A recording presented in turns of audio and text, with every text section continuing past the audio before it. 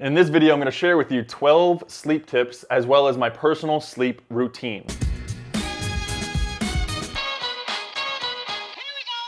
I am not a sleep expert, but I have experience helping myself as well as my clients. So I'm going to share these with you. Hopefully they can improve your sleep as well. Let's get straight to it. So 12 tips.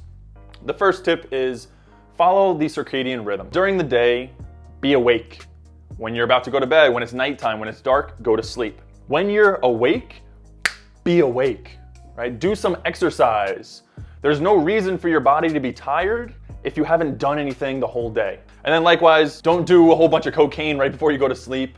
If you want to go to sleep, prepare yourself for sleep. Second tip is consistent bedtime. Your body doesn't know if it's a weekday or a weekend. It treats it the same. So you should as well. Third tip, don't stress. When I was a young lad, I wouldn't sleep at all. It would take me at least an hour minimum to fall asleep, because as soon as I was going to bed, I would think about everything bad in my life. Literally, I would go through all of the stress in my life and try to solve all of these problems right before going to bed.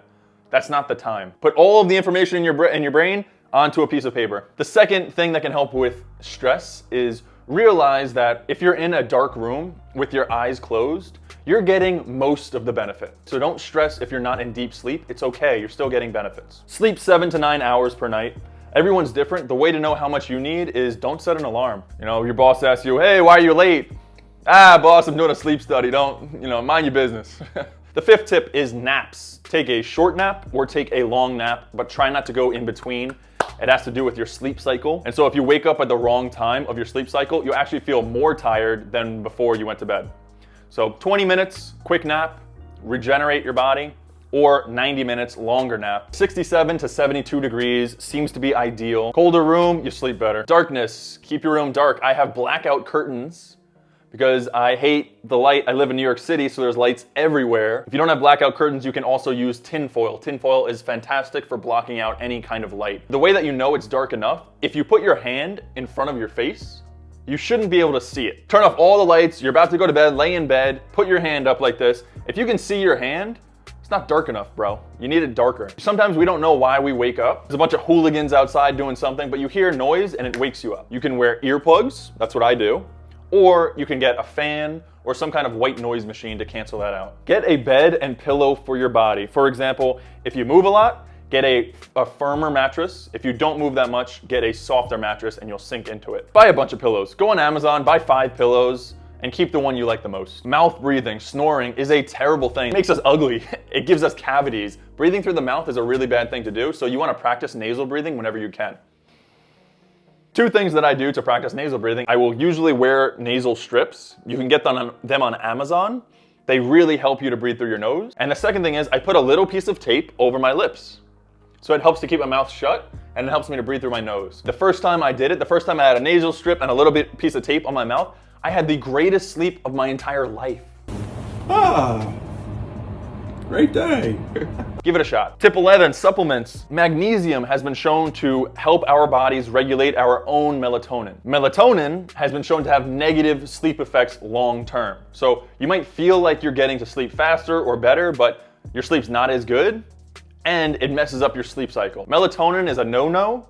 Magnesium is a better choice. It's kind of like taking steroids, injecting yourself, versus getting some sunlight or something like that. Find a healthier way to strengthen your own body instead of taking an external resource. The half-life of caffeine is 4 to 6 hours.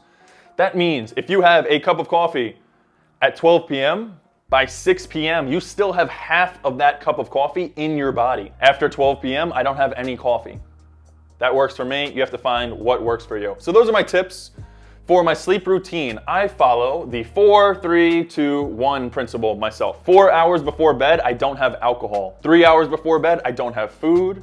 2 hours before bed, I don't have water. And 1 hour before bed, I don't have technology. I don't consume technology. So alcohol, food, water, technology, it works really well for me. Might work for you as well. Let's say I'm really thirsty. I want some freaking water, 2 hours or less before bed. What I'll do then is I'll take a pinch of salt and I'll consume that. So I don't have any science to back this up, but I've noticed for myself, if I take a pinch of salt, my body self-regulates the sodium and the water, and I don't have to get up to pee in the middle of the night. Once I wake up, the first thing that I do is I drink a ton of water. I will drink 3 big glasses of water. I also add a little bit of electrolytes. So the first one, I just have regular water. The second and third one, I'll have either a little bit of lemon or a little bit of coconut water. And just to get the electrolytes in there so that my body actually absorbs the water and I don't just pee it out. I try to get sun and I try to move or stretch first thing in the morning. And I try not to use my cell phone because the cell phone is stress. So that's my routine. Those are my tips. If you like the video, like the damn video. Let me know what you'd like to see next. Until next time, peace.